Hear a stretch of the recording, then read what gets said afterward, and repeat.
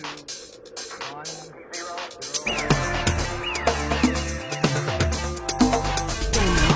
tres, cuatro.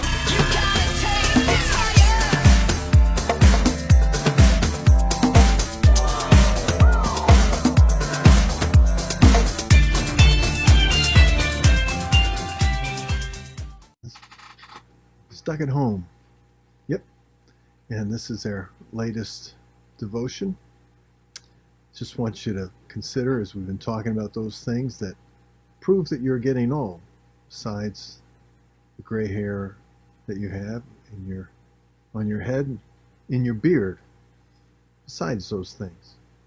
We've talked about saving things that you just simply are never going to use again, but you just remember not having something like that at one point, and so it's fixated. You got to save it.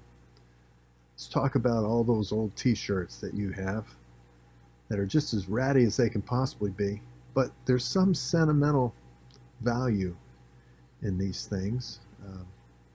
I'll never understand it, but it is part of the dilemma that we have getting older. We just tend to hang on to things.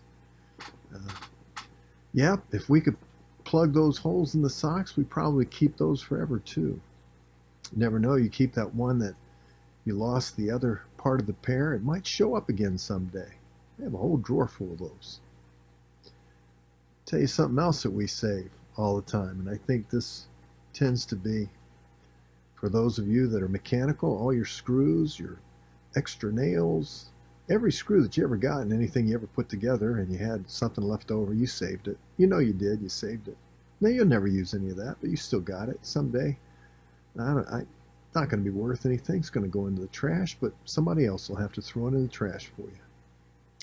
And how about all of those people that tend to spend a great deal of time, if you happen to take medications, you save those containers. You know why? Because they're incredibly good containers. When you need to go on a trip, you throw a few things in there. I mean, it's just amazing what we can think of, the use that we can find for all those old items that have been used up before.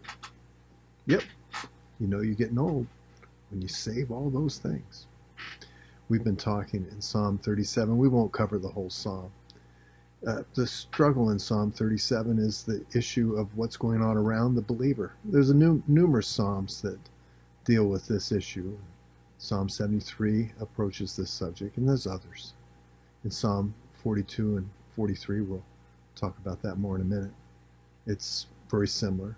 Something's going on around them. It affects their faith or their attitude towards the Lord, and the encouragement is not to allow that to happen. Now, we have a lot going on around us. I just read an article today that stated that there's a 44% increase in drug overdoses in the month of May. Ever since this stay-at-home order has come out, it's increased dramatically. Why is that?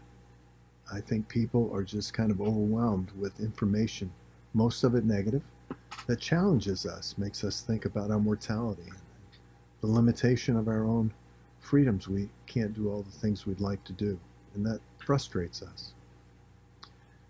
David says in Psalm 37 that this sometimes seems to have a personality to it, that there are people that love to just pour it on in terms of frustrating the believer. Now, I don't believe that any of that is the case in the situation that we're in right now. I don't think that this is a bunch of people trying to hurt the church in any way. I can't imagine that would be the intent, not objectively anyway. Perhaps some remote, subjective thought that the church is unnecessary. But truth of the matter is, there is a personality behind all of this. And we understand that the God of this world is the one that kind of initiates much of these things. He lies behind all of this, and he never gets credit for what he does. He just kind of instigates and then slithers off, and no one ever really knows about his input. But I want you to just consider for a moment, I think it's quite interesting in Psalm 37, as you go through it, it talks about the wicked and their prospering. Don't worry about it. It doesn't matter what they plot against the righteous, it says in verse 12. It doesn't matter how they tend to act against God's people. It very clearly says in verse 13 that the Lord laughs at him because he knows his day is coming. And when they pull out their sword, God knows it's going to turn back on them. It's just one of those things. In Proverbs chapter 26 and verse 27, they dig a pit, but they'll fall in it. They set a snare, it'll be to their own destruction. It's just the way it is. God has ultimate control, and he controls these things. Now, for you and me, I think what David says in Psalm 42, and I'm reading from the Tanakh. It's a translation, Jewish translation, but I think it really does speak to this. Twice in verse 42, or Psalm 42 and 43, which are connected, some 3 verses will speak to this principle. He says, "Why are you cast down, my soul?"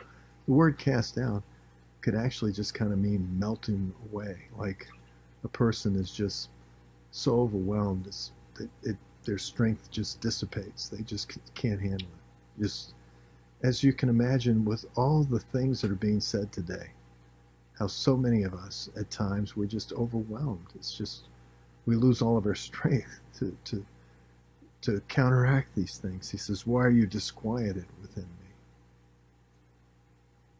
Have hope in God. Actually, the word hope there can mean wait. Just wait. God's just up in heaven. In Proverbs 126, he's held out his hand all the day long, and these people have rejected it, and they think they got a plan, and whether it is an unseen enemy or a seen one, doesn't matter. And God just knows, and he laughs. In Proverbs 126, he laughs, or they think they've got it all figured out in Psalm 2:4, but he just laughs. He knows. He declares the end from the beginning, not they. You can wait in God, and I will yet praise him for his saving presence. He's going to say something very similar again down in verse 12, and he's going to say it in Psalm 43:5. We don't have to worry about what's going on because God knows. We can be very prayerful, understanding that our patience now is an opportunity for us to project what future we have. Remember, yesterday we spoke of the word for waiting in that verse, meaning like a woman going through the suffering of childbirth, knowing that there's great joy at the end. We know our God is going to prove himself faithful, and that out of this is going to come a great revival. Now, I don't know how, and I don't know when, but I know that what the enemy, whatever the philosophy is that underlies this, whatever it may be, that when it's all said and done, the stone that they roll will roll back on them. And we will rejoice in the presence of our saving God. Until next time, friends, God bless you.